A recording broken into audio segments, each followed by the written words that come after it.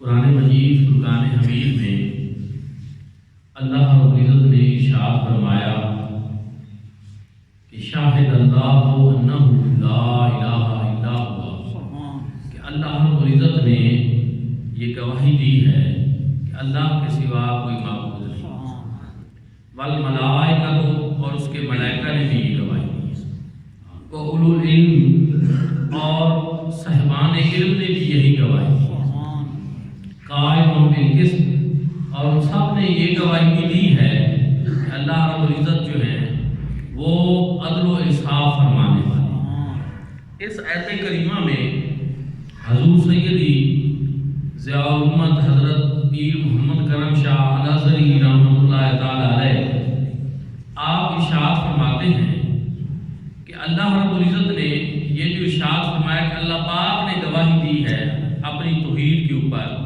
کہ اس کے سوا کوئی معبود نہیں، وہی معبود برحق ہے، تو یہ گواہی کس طرح ہے؟ آپ قاضی بیضاوی علیہ رحمہ کے حوالے سے فرماتے ہیں کہ اللہ رب العزت نے اپنی توحید کے اوپر کائنات عالم میں جا بجا دلائل کھڑے کر کے جا بجا اپنے توحید کے اوپر گواہیاں مرتب فرما کر یہ ثابت کر دیا کہ اللہ کے سوا کوئی معبود نہیں۔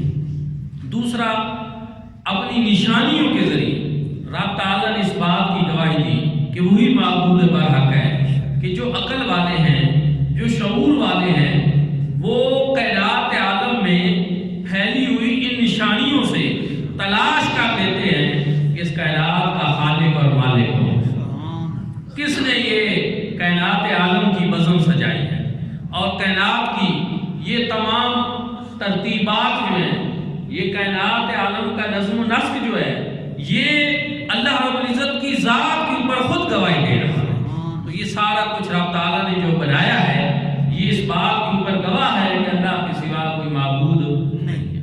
والملائکۃ، فرشتوں نے بھی یہی گواہی دی، وَأُولُو الْعِلْمِ، اور اولو العلم نے بھی یہی گواہی دی۔ حضرات ذکر حضور ضیاء الامت فرماتے ہیں کہ یہاں اللہ رب العزت کے ساتھ اس کے معصوم ملائکہ کی گواہی اور پھر صاحبان علم کی گواہی کا رب تعالیٰ نے ذکر فرما کر یہاں پر علم اور علماء کی اہمیت کو قرآن پاک میں واضح فرمایا۔ اللہ رب العزت نے جہاں اپنی گواہی کا ذکر فرمایا، ساتھ ملائکہ کی گواہی کا ذکر فرمایا، اور ساتھ علماء کی گواہی کا ذکر فرمایا۔ اس سے علماء کی اہمیت کو رب تعالیٰ نے واضح فرمایا۔ اور قرآن پاک میں ایسا کیوں ہے؟ تو حضور ضیاء الامت فرماتے ہیں یہ اس لیے تاکہ حضور علیہ السلام کی امت علماء کی اور علم کی اہمیت کو جو ہے وہ پیش نظر رکھ کر اپنے آپ کو علم کی طرف راغب کرے، کہ علم اتنی اہمیت کا حامل ہے اور علماء اتنی اہمیت کے حامل ہیں کہ اللہ رب العزت نے اپنے توحید کے اوپر گواہی میں جہاں خود گواہی دی اور معصوم ملائکہ سے گواہی دلوائی، وہاں ساتھ ہی ساتھ علماء کرام سے گواہی دلوائی۔ یہ علماء کی شان ہے، یہ ان کی عظمت ہے، یہ ان کا ایک بہت بڑا مرتبہ ہے جو اللہ رب العزت نے ان کو عطا فرمایا۔ اسی طرح علماء کی گواہی کے اوپر قرآن پاک میں ایک اور جگہ پہ اللہ رب العزت نے ارشاد فرمایا، یہ اس مقام پر ہے جہاں کفار اور مشرکین نے حضور نبی کریم صلی اللہ علیہ وآلہ وسلم کی رسالت کا انکار کیا اور کہا لست مرسلا، کہ آپ رسول نہیں ہیں۔ اسی میں آگے اللہ رب العزت نے ارشاد فرمایا قل کفا باللہ شہیدا بینی و بینکم ومن عندہ علم الکتاب، کہ اے محبوب آپ فرما دیجئے نا، آپ فرمائیے کہ تم مجھے نہیں مانتے، میری رسالت کو نہیں مانتے، میری نبوت کا انکار کرتے ہو تو کرتے رہو، کوئی فرق نہیں پڑتا۔ کیوں؟ اس لیے کہ کفا باللہ شہیدا بینی و بینکم، میرے اور تمہارے درمیان اللہ کی گواہی کافی ہے، اللہ کی گواہی کافی ہے۔ جب میرا رب مجھے فرماتا ہے کہ تم میرے رسول ہو، یا ایھا النبی انا ارسلناک شاہدا، تو کائنات کے یہ کافر جو ہیں اور مشرک جو ہیں یہ میری رسالت اور نبوت کا انکار کرتے بھی رہے تو اس سے کیا فرق پڑتا ہے؟ جبکہ رسول اللہ صلی اللہ علیہ وسلم کی نبوت اور رسالت کی گواہی دینے والا خود اللہ رب العزت ہے۔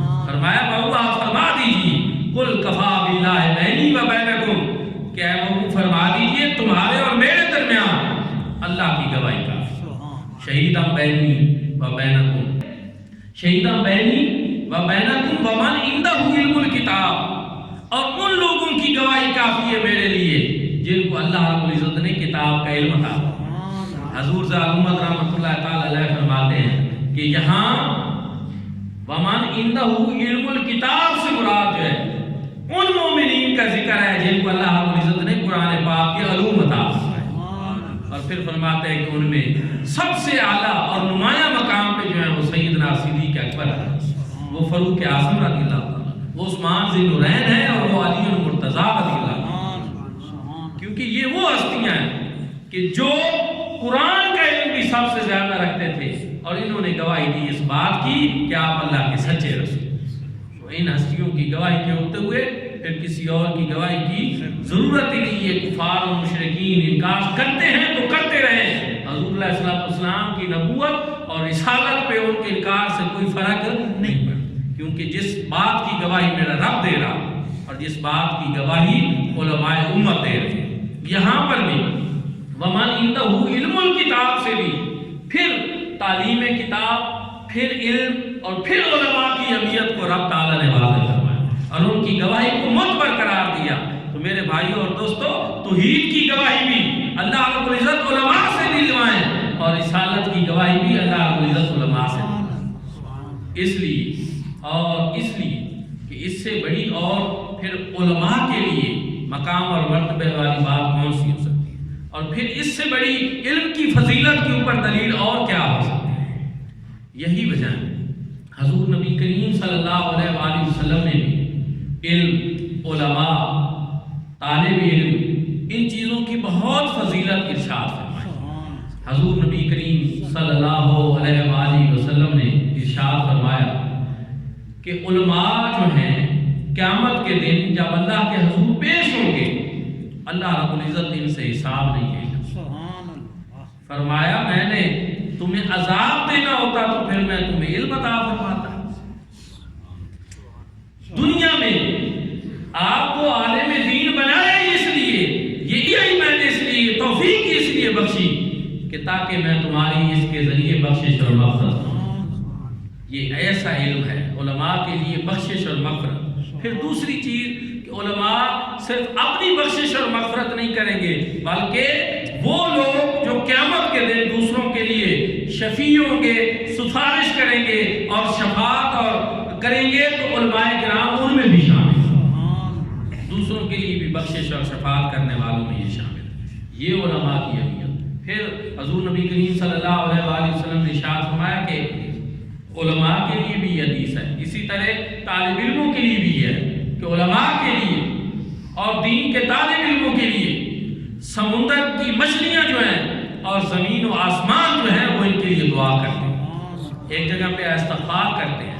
الغرض جو ہے ایک حدیث پاک میں ہے کہ وہ چیزیں زمین و آسمان میں جو کچھ ہے، درختوں کے پتے ہیں، ریت کے ذرے ہیں اور سمندر کے پانی کے قطرے ہیں اور ان میں مچھلیاں ہیں، جمادات، نباتات، سب کچھ جو ہے وہ علماء کے اوپر درود بھیج.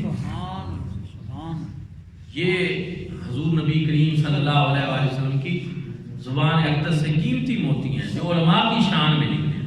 پھر حضور نبی کریم صلی اللہ علیہ وآلہ وسلم نے علماء کی اہمیت کو واضح کرتے ہوئے ارشاد فرمایا حضرت ابو ذر رضی اللہ تعالیٰ عنہ بیان کرتے ہیں کہ علماء کی مجلس اختیار کرنا، ان کی مجلس میں بیٹھنا، یہ 1000 رکعت نماز، 1000 جنازوں میں شامل ہونا اور 1000 مریض کی عیادت کرنا، یہ اس سے افضل ہے. عالم کی مجلس اختیار کرنا، اس کے پاس بیٹھنا، 1000 نمازوں، 1000 رکعت نمازوں، 1000 مریضوں اور 1000 جنازے میں شامل ہونا، 1000 مریضوں کی عیادت کرنے سے افضل ہے. شخص نے عرض کی یا رسول اللہ صلی اللہ علیہ وسلم، کیا یہ قرأت قرآن سے بھی افضل ہے؟ ایک شخص جو ہے وہ قرآن پاک پڑھتا رہے، علماء کی مجلس میں جا کر نہ بیٹھے. حضور علیہ السلام نے آگے استفہامی انداز میں اس کو ارشاد فرمایا کہ کیا قرآن بھی بغیر علم کے نفع دیتا ہے؟ قرآن کا فائدہ بھی تو تب ہوگا جب تم علماء کی مجلس میں جاؤ، جب تم علماء سے سیکھو گے اور وہ تمہیں قرآن کے اسرار و رموز بیان کریں گے تو پھر تمہیں فائدہ ہوگا۔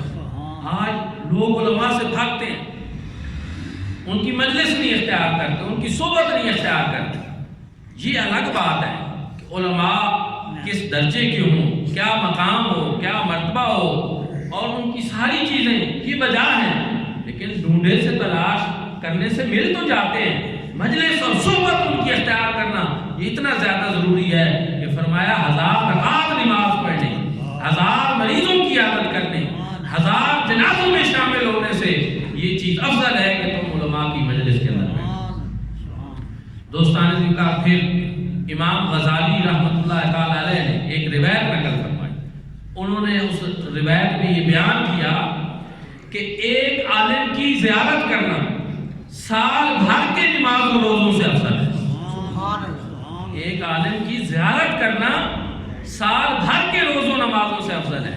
میں پچھلے جمعہ پہ یہ ضمناً بات آ گئی ہے، میں یہاں یہ بیان کر رہا تھا کہ لوگ آتے ہیں، سنتے پڑھنا شروع کر دیتے ہیں، تسبیح پڑھنا شروع کر دیتے ہیں، کوئی اور بہت سارے مشغولات میں شامل ہو جاتے ہیں، جبکہ یہاں آواز و نصیحت ہو رہا ہوتا ہے۔ اب وہ اس تناظر میں ذرا اس چیز کو سمجھیں کہ علماء کی ایک لمحے کی زیارت جو ہے وہ کہا گیا سال بھر کے نمازوں اور روزوں سے کیوں؟ اس لیے کہ وہ قرآن و سنت کی ترجمانی کر رہے ہیں، وہ اللہ اور اس کے رسول صلی اللہ علیہ وسلم کا پیغام دے رہے ہوتے ہیں، اور ان کے پاس ایسا علم ہے جس علم کی فضیلت سے بڑھ کر اور کسی چیز کی فضیلت ہی نہیں۔ آپ علم اور علماء کی فضیلت کا اندازہ اس بات سے لگا لیں، اللہ رب العزت نے فرشتوں کو حکم دیا کہ جناب آدم علیہ السلام کو سجدہ کریں۔ اسی ضمن میں قرآن پاک میں موجود ہے کہ رب تعالیٰ نے فرشتوں کو فرمایا کہ کیا تم ان چیزوں کے نام بتا سکتے ہو؟ وہ نہیں بتا سکتے۔ جناب آدم علیہ السلام نے بتایا، ان کو سکھایا اللہ پاک نے، وَعَلَّمَ آدَمَ الْأَسْمَاءَ كُلَّهَا۔ جناب آدم علیہ السلام کو تمام چیزوں کے اسماء سکھائے، ان کا علم دیا، ان کی علم جو ہے رب تعالیٰ نے اس کے علم کی تعلیم دی، ان اسماء کی تعلیم دی۔ میرے بھائیوں اور دوستو، اگر بات نمازوں کی، تسبیحات کی اور اللہ کے ذکر کی ہے تو فرشتوں کا اور کام ہی کیا؟ جو رکوع میں ہے رکوع میں ہے، جو سجود میں ہے سجود میں ہے، ہمہ وقت ذکر الہی تو وہ کرتے ہیں۔ تسبیح و تقدیس سے مقام اور مرتبہ نہیں ملتا، مقام اور مرتبہ علم سے ملتا ہے، اور یہی وجہ ہے کہ فرشتوں سے بھی جناب آدم کی فضیلت جو ہے وہ نمازوں اور عبادات کے معیار پہ نہیں، رب تعالیٰ نے وہ فضیلت علم کے معیار پہ، یہ برتری، یہ فضیلت جو ہے وہ علم کی وجہ سے جناب آدم علیہ السلام کو نصیب۔ اس سے آپ اندازہ لگائیں کہ علم کتنی بڑی دولت ہے اور علماء کی کتنی بڑی اہمیت ہے، کیونکہ حضور نبی کریم صلی اللہ علیہ وآلہ وسلم نے ارشاد فرمایا العلماء ورثۃ الانبیاء، یہ علماء جو ہیں یہ انبیاء کے وارث ہیں۔ آج آپ دیکھیں کہ علماء کی بے قدری ہو رہی اور دل خون کے آنسو ہوتا ہے یہ حالات دیکھ کر، جس تیزی سے علماء کرام ہم سے رخصت ہوتے جا رہے ہیں اور جو حالات پیدا ہو رہے ہیں اور نئے کتنے تیار ہو رہے ہیں، ان ساری چیزوں پہ ہمیں غور کرنا ہے، اور کس وہ کوالٹی کے ہیں، کس درجے کے ہیں۔ جو بزرگ، جو مدرس، جو شخصیت صاحب علم اس دنیا سے اٹھ جاتے ہیں، پھر ہم دیکھتے ہیں کہ ان کا وہ خلا باقی رہتا ہے۔ اس لیے دوستانی ذکر ضرورت ہے اس چیز کی کہ ہم علماء کی قدر کریں اور اس چیز کی اہمیت کو سمجھیں جو اللہ رب العزت کے محبوب کریم صلی اللہ علیہ وآلہ وسلم نے احادیث مبارکہ میں علم اور علماء کی شان میں جو کچھ بیان کیا۔ اچھا، پھر حضرت موسیٰ علیہ السلام سے جو حضرت خضر علیہ السلام کو فضیلت عطا فرمائی علم کی وجہ سے، اور میں پڑھ رہا تھا کہ حضرت سلیمان علیہ السلام کو اللہ رب العزت نے علم اور بادشاہی میں سے اختیار دیا کہ کیا چاہتے ہو، انہوں نے علم کو اختیار کر لیا اللہ رب العزت نے اس علم کی بدولت ان کو بادشاہی دیا. سبحان اللہ. علم اصل بادشاہی دیتا ہے، علم ہی بادشاہ بناتا ہے، علم ہی معزز بناتا ہے، علم ہی صاحب اکرام کرتا ہے. اس لیے دوستان ذی وقار ہمیں چاہیے کہ ہم علم حاصل کریں. لیکن اب مسئلہ یہ ہے کہ بہت سارے لوگ علم حاصل نہیں کر سکتے، تو ان کے لیے پھر کیا ہے، پھر وہ علماء کی مجلس ہے. جیسا کہ میں نے حدیث پاک بیان کی. پھر ایک اور حدیث پاک، حضور نبی کریم صلی اللہ علیہ وآلہ وسلم مسجد نبی میں تشریف لائے.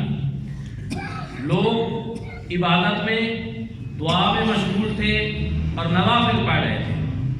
ایک دوسرا طبقہ بھی موجود تھا اور وہ مسجد نبی میں علم، تعلیم و تعلم اس میں مصروف تھا. حضور نبی کریم صلی اللہ علیہ وآلہ وسلم نے فرمایا کلاہما خیر، یہ دونوں اچھائی کے اوپر ہے.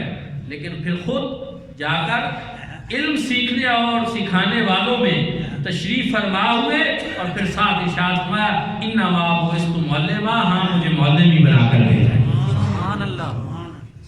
عبادات اب بہتر ہے. عبادت کرنا کوئی غلط کام نہیں، خیر اور بھلائی کا کام ہے، بڑا اچھا کام ہے. لیکن فضیلت جو ہے عبادت سے علم کی ہے.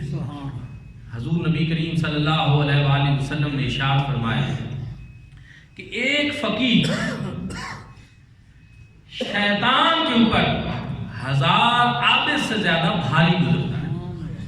ایک فقیہ فقہ کا علم جاننے والا، دین کا علم جاننے والا ایک عالم دین جو ہے، وہ فرمایا کہ شیطان کے اوپر 1000 عابد سے بھاری پڑتا ہے. کیوں؟ اس لیے کہ عابد جو ہے وہ عبادت کر کے صرف اپنا آپ بچا رہا ہوتا ہے، اور ایک عالم جو ہے وہ صرف اپنا آپ نہیں بچا رہا ہوتا، وہ دوسروں کو بھی تلقین کر رہا ہوتا اور شیطان کے وار اور حملے اور وسوسے جو ہیں وہ ان سے روک رہا ہوتا ہے، وہ ان کو رغبت دلا رہا ہوتا ہے، ان کو علم پہنچا رہا ہوتا ہے. پھر میں یہاں ایک اور وضاحت کر دوں کہ عالم وہ کہ جس کا علم جو ہے وہ مرید مصطفیٰ، کسی صاحب نظر سے حاصل کیا ہوا علم ہو، اور علم کے ساتھ اس کا تزکیہ نفس بھی ہو چکا ہو.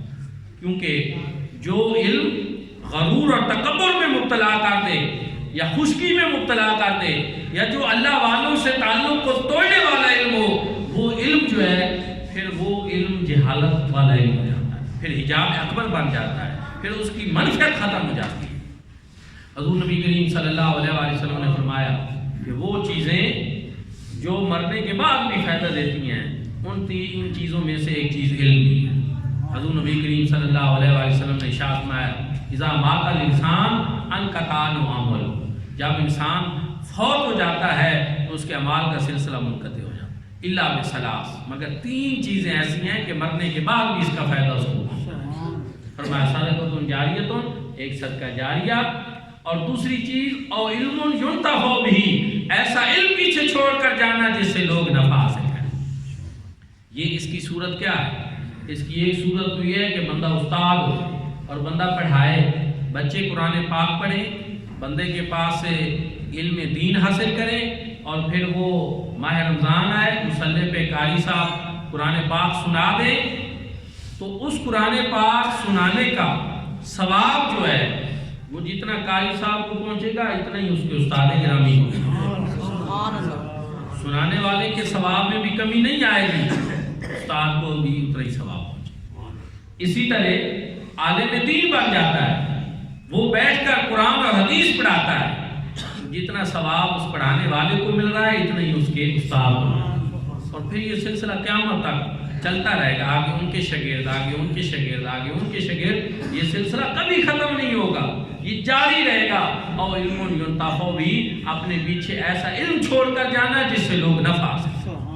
اس کی دوسری صورت کتاب کی صورت. آج آپ دیکھیں ہم صدیوں قبل کی کتب جو ہیں وہ پڑھتے ہیں، ان سے استفادہ کرتے ہیں، پھر آپ کو سناتے ہیں. جب کوئی اس طرح کسی کی کتاب پڑھ کر آگے اس سے بیان کرتا ہے تو پھر کتاب لکھنے والے کو بھی اجر ملتا ہے، اور جو پڑھ کر سنا رہا ہے اس کو بھی اسی طرح اجر ملتا ہے. یہ چیزیں فائدے سے خالی نہیں ہیں.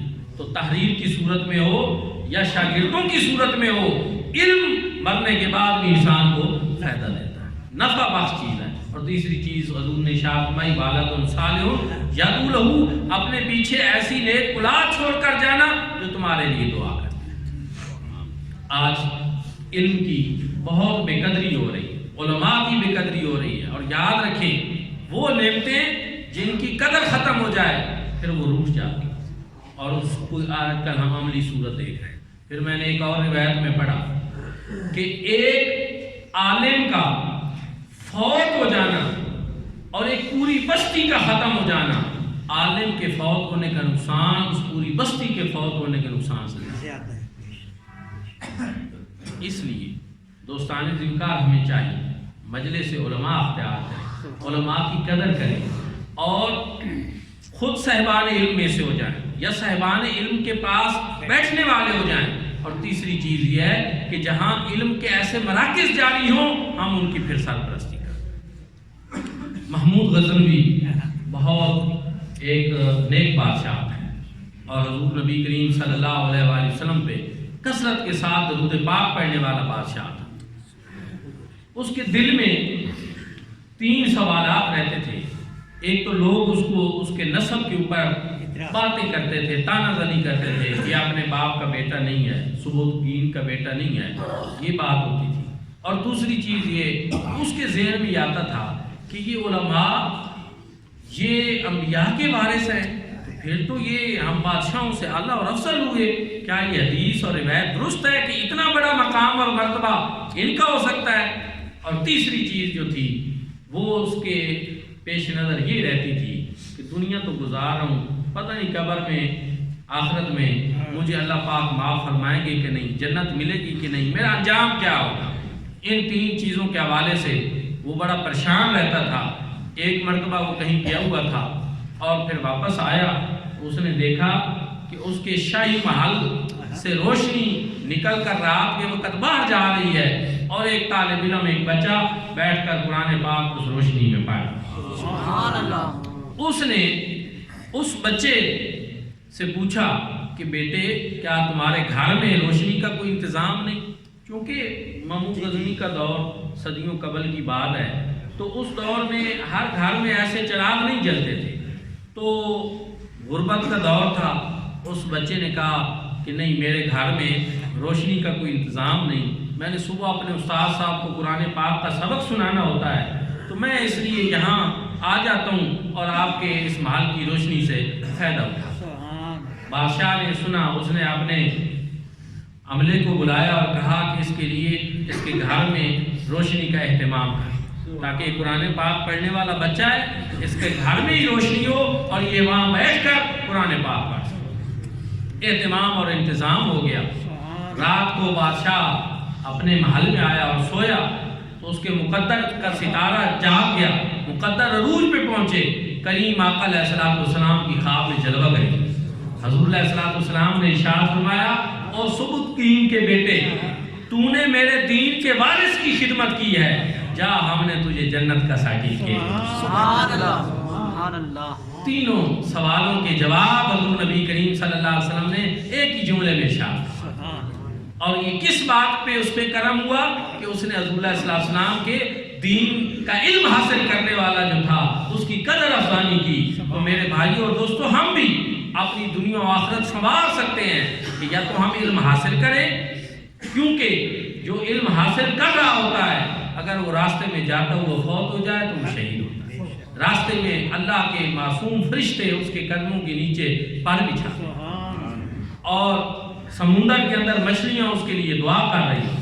اس لیے یا تو خود علم حاصل کرنے والے بن جائیں یا علماء کی مجلس اختیار کرنے والے بن جائیں، کیونکہ ایک عالم کو ایک لمحہ دیکھنا یہ سال بھر کے نمازوں اور روزوں سے اتنی بڑی فضیلت ہے علماء کی۔ اور دوستان ذمکار، آخری بات یہ ہے کہ آج ہم وطن عزیز پاکستان میں دیکھتے ہیں کہ بالخصوص دینی سلسلے جو ہیں وہ بڑے کمزور پائے، ہمارے جذبے کمزور پائے۔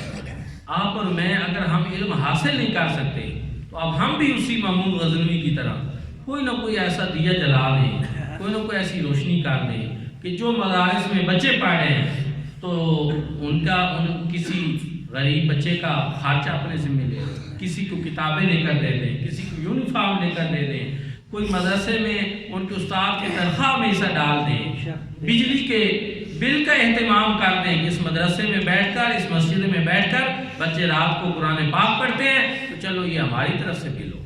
میں سمجھتا ہوں کہ یہ واقعات بزرگوں کے، اکابرین کے اور قرآن و سنت کے، یہ میں نے آپ کو اس لیے بتایا تاکہ ان کی روشنی میں ہم بھی کوئی اس طرح کا اچھا کام کریں جو ہمارے لیے بھی جنت کا سبب ہے۔